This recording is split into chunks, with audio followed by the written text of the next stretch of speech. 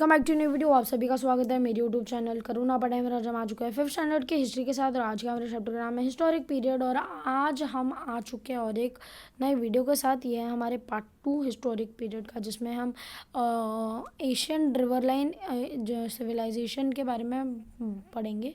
उसके बारे में हम किसके बारे में पढ़ रहे थे दोस्तों, जो हमारा बाकी रह गया था, Asian civilisation in river valleys. अभी हम ये देखो, लास्ट टाइम हमने इसके बारे में पढ़ा था, अभी हम कंटिन्यू करते हैं। In the course of time new stone age culture gave rise to early civilisation increase in production due to various skills to use of wheel flourishing trades of well developed scripts etc. were major factors responsible for the rise of the early civilization. This civilization came into existence in roughly in the same period, that is around 3000 BCE, in 4 regions of the world. They are Mesopotamia, Egypt, the Indian subcontinent, the China and China. The civilization in these 4 regions developed in river valleys, hence they are known as riverline civilization. तो ये civilization कहाँ develop हुई दोस्तों? River valleys के आसपास। इनके साथ क्या हुआ, जो न्यू स्टोन एज कल्चर था उसने राइज दिया सिविलाइजेशंस को, पर सिविलाइजेशंस को न्यू स्टोन एज कल्चर ने दिया, पॉपुलेशन बढ़ी, लोगों को अलग अलग स्किल सीखने मिले और व्हील का यूज़ होना ज़्यादा हुआ और फ्लरिशिंग ट्रेड्स आए। लोगों ने बहुत ज़्यादा ट्रेडिंग सिस्टम यूज़ किया, बार्टर सिस्टम भी इसके अंदर बहुत ज़्यादा यूज़ हुआ, स्क्रिप्ट्स बनाए गए, लोगों ने स्क्रिप्ट्स का यूज़ करना शुरू कर दिया, वेल डेवलप्ड, जिसमें अच्छे से क्लियर राइटिंग हो उनके लैंग्वेज में। और ये सारी चीज़ें अर्ली सिविलाइजेशन को राइज देती है। This civilisation came into existence that is around 3000 BC in 4 regions. तो ये सिविलाइजेशंस आई 4 रीजन में, वो 4 रीजन्स में अराउंड 3000 BCE, जो है Mesopotamia, Egypt, Indian subcontinent, India, जिसमें इंडिया, बांग्लादेश, पाकिस्तान और अफ़गानिस्तान चारों कंट्रीज आते हैं, उसे इंडियन सबकॉन्टिनेंट कहा जाता है दोस्तों। तो उधर पूरे ये हड़प्पन सिविलाइजेशन बनी और इनके बारे में अभी हम जानते हैं इस नए टॉपिक में। वो है 3rd पार्ट हमारे चैप्टर का। एक्चुअली चैप्टर में 10.3 Asian riverine civilization, Mesopotamia, Egypt, China, Harappa. Mesopotamia is the name of the region and not any particular country. तो मेसोपोटामिया उस रीजन का नाम है, ना कोई पर्टिकुलर कंट्री का। It means that the land between 2 rivers. Mesopotamia का मतलब बिटवीन 2 रिवर्स, अगर कोई 2 रिवर के बीच में छोटी सी जगह है तो हम उसे मेसोपोटामिया कहेंगे दोस्तों। तो Mesopotamia, Asian Mesopotamia was the land between 2 rivers, Tigris and Euphrates. These 2 rivers mainly flow through Turkey, Syria and Iran. Asian Mesopotamia had great cities like Ur, Uruk, Nippur, etc. These cities were homes to prosperous culture. तो Mesopotamia में क्या था, Mesopotamia 2 reverse के बीच में थी, tigris और इजिप्टस, और इनके बीच में, और ये जो अभी जो रिवर्स है वो अब के टाइम में टर्की, सीरिया और ईरान के बीच में घूमती है, ईरान के बीच में फ्लो होती है दोस्तों।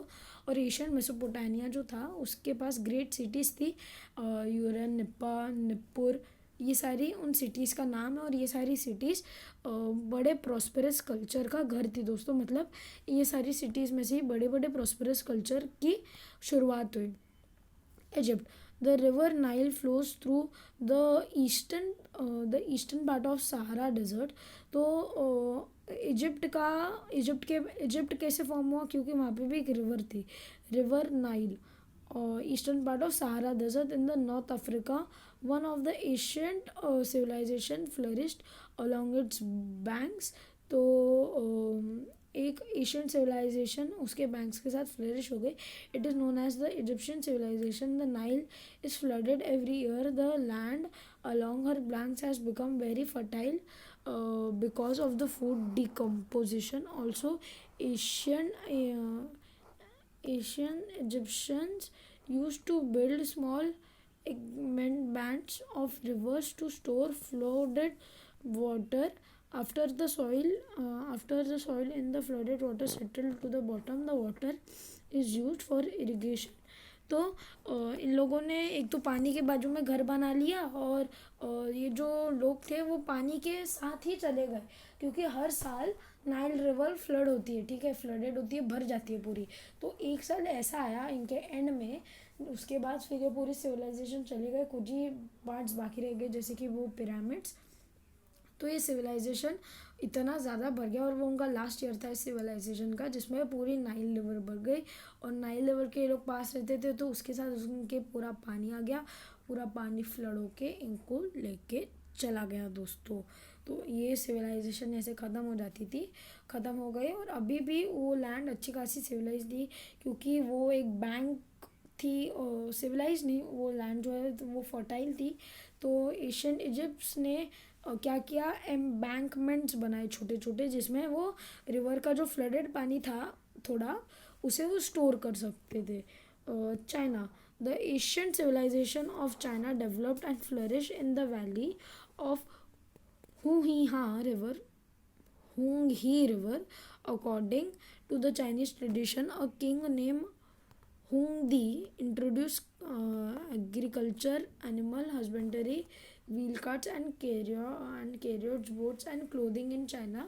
Chinese people believe that his queen invented the technique of silk production and silk dyeing. Luhan, Binji, and Chan were the most important cities of ancient China. तो एशियन चाइना की क्या history है दोस्तों, वहाँ पे एक राजा था जिसने जो चीज़ें बाकी सिविलाइजेशन को टाइम के साथ मिली, इसने एक साथ सारी चीज़ें इंट्रोड्यूस कर दी, और ये भी माना जाता है उसकी रानी ने ही सिल्क प्रोडक्शन और सिल्क की डाइंग की टेक्निक इंट्रोड्यूस की लोगों के बीच और पूरे वर्ल्ड के बीच दोस्तों। तो ये सारी चीज़ें मानी जाती है। देखो हरप्पन सील्स एंड क्लेइंग फिगर्स जो हरप्पन सिविलाइजेशन के हैं, दिखाएंगे अभी। हरप्पन सिविलाइजेशन बहुत बड़ा पार्ट है। The earliest civilization on the Indian subcontinent is known as the Harappan civilization. It flourished in the Indus River. Indus in English word for the name Sindhu.